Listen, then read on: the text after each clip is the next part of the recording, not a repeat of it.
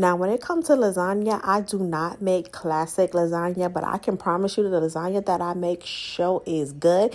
And I'm going to show you exactly how I do it because it ain't no gatekeeping over here. Now, first thing I do is I go ahead and get a pan, and then I'm going to add in my ground turkey because when it comes to lasagna, I like to use ground turkey. Now, these are my preferred seasonings that I like to use. I'm going to go in with some garlic powder because you definitely got to have some garlic powder.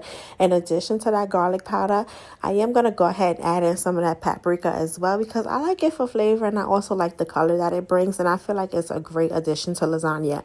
In addition to that paprika, go ahead and get you some onion powder because if you have garlic powder, you have to have onion powder. It's a combination. You can't have one. You definitely got to have both. After I got my onion powder in there, went on ahead and got some of that Tony's Creole seasoning because it's just so good. So I went on ahead and added just a little bit of that in there. Once I added in my Tony's Creole seasoning, I am going to go ahead and get some of that Kender's, the blend. I'm going to add a little bit of that in there. And that's just salt, pepper, and garlic because I didn't have any salt and pepper.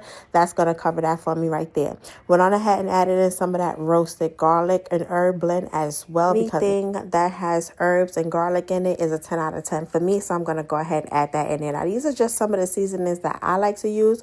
You can go ahead and season it whatever way you like. And then I'm basically using whatever seasonings we have in the cabinet as well. Once I get my ground turkey seasoned to my liking, I am going to go ahead and mix everything up. But I do like to add a little bit of extra seasoning because I don't add any seasoning to my sauce. Once my ground turkey is done, I'm using this traditional sauce that we have because that's just what I have in the cabinet. Now, if you want to be fancy, you can go ahead and make your sauce from scratch, but I'm just not doing that today. Went on ahead, added that in there, mixed everything up, and then I went on ahead and gave it a little taste test just to make sure everything was seasoned to my liking. If it needs some more seasoning, don't be afraid to add you a little bit more seasoning. If it's seasoned to your liking, then go ahead and get you, and yes, I'm going to say this, a pinch of sugar. You're not going to taste it, I promise you. Go ahead and get you a pinch of sugar to cut that acidity down. Now, once my meat sauce looked like this and it was good and ready to go, I went on ahead, put that to the back of the stove, and it was time to go ahead and boil my noodles. I wanted to cook them till they was al dente for about 10 minutes, and I removed them from the heat. Now it's time for us to go ahead and build our lasagna. And I know what y'all thinking. Y'all probably like, Jasmine, where's the ricotta? I told y'all in the beginning, I do not make traditional lasagna. I do not like ricotta cheese in anything that I am going to eat. So you will never, ever see it in a dish of mine.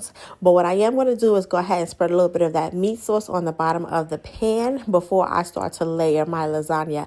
I do allow my noodles to cool off before I start layering it. It's just my personal preference.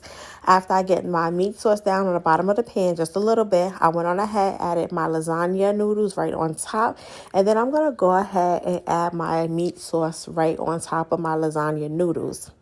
After I get my meat sauce added on there, I'm going to go ahead and with my cheese blend. Now for my cheese blend, I'm going to use a little bit of mozzarella cheese mixed with a little bit of Parmesan cheese. You can use whatever cheese blend that you like. That's just the cheese blend that I prefer. Now while I am layering my lasagna, I am going to go ahead and put some garlic bread in the oven because we're having garlic bread with this. And then you can go ahead and make you some veggies, chop you up a salad, whatever you prefer with your lasagna. After I got my meat sauce on there, went on ahead and added in my cheese blend, and I had already mixed my cheese before I started to layer it. So this is the Parmesan and the mozzarella mixed together. Went on ahead and added a little bit more cheese because I like my lasagna real cheesy. After I got my desired cheese, you're just going to go ahead and repeat this process until you reach the top part of your pan. We're going to go ahead and add some more noodles, add some more meat, add some more cheese. Go ahead again, add some more noodles, add some more meat, add some more cheese, and you're going to continue until you are out of noodles, meat, cheese, or your pan is full all the way to the top. Once you have reached the top, that's when you're going to go ahead and add you some more cheese on top of there, and I like to add me a lot of cheese when it comes to the top part. Now, because I have some noodles exposed that didn't get covered, I'm going to go ahead and just add me a little bit of sauce that's right around the rim. That's what I like to do if I have any extra noodles that didn't get covered up with my meat sauce, just to make sure that they don't get dry. So I'm going to go ahead and add that little bit of sauce. Once I add that little bit of sauce on there, go ahead, get me some foil. I'm going to cover it up, and then I'm going to stick it in the oven. Now, the only thing we're doing is just making sure that the cheese is melted. Everything here is already cooked, so you don't need to stick it in the oven that long, just until your cheese is melted. Once your cheese is melted, you can go ahead and take it out of the oven. Now, when my lasagna comes out of the oven, I like to let it sit for a few minutes and let it cool off before I go into cutting it, because I feel like if you don't allow that lasagna to cool for a few before you cut into it, that is how your lasagna falls apart and you don't get that beautifully stacked pasta that you are going for. Because honestly, that's why we love lasagna. We love it because how beautiful and how good it looks with all those layers of meat, cheese, and sauce. But when I tell you, these kids was not waiting for me to let that cool off.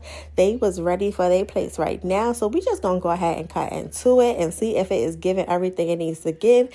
And it is. It got the cheese pool. It is still stacked up, and it tastes absolutely delicious. So if you have not made lasagna part of your meal for this week's dinner menu, I highly suggest that you go ahead and add you some lasagna on there, because this was a 10 out of 10. Highly recommend, and everybody had seconds after this.